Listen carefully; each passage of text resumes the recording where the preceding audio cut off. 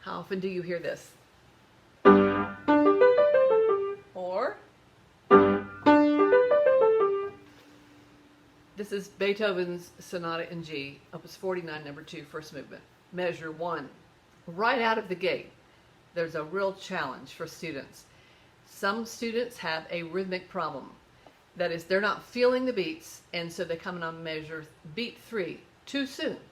Solution: get them to feel the beats with some simple motion that's not a conducting pattern in particular. It's 1, 2, 3, or practice tempo, 1, 2, 3, 4.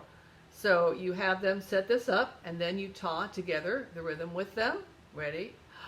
Ta, ta, ta, ta, ta, ta, ta, ta. Of course, this is assuming that they don't have a problem with the triplets, which you should have addressed triplets a long time ago, right? So ta, ta, ta, ta, ta, ta, ta, ta. And then play it. And you're doing this on the side, and they play it, and then you ask them, was that different? Was that correct? And if they say yes, then you ask them to play it again, and you keep your hands still and see if they can do it without seeing you out of their peripheral vision, keeping time for them. That's number 1. Number 2 is a technical problem, and technical problems always cause musical problems. You have to solve them. Now, here's what it sounds like when there's a technical problem. Now, I exaggerated. I'm sure you know what I did. I dropped with the thumb. Anytime you drop with the thumb or drop the wrist, you're going to have an accent, and we don't want an accent. It's the middle of the measure. Yes, beat 3 is more important than 2 or 4, but it's not a place we want an accent. We've started a phrase, ta, ta, ta, ta, ta, ta, ta, ta.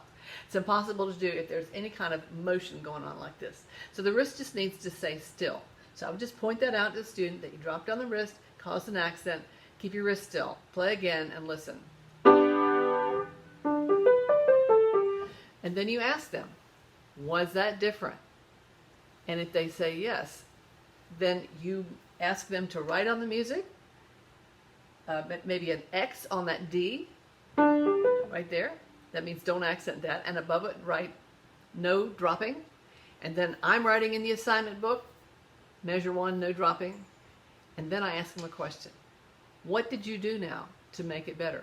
Now they know, but it anchors it in their thinking if they can verbalize it for you.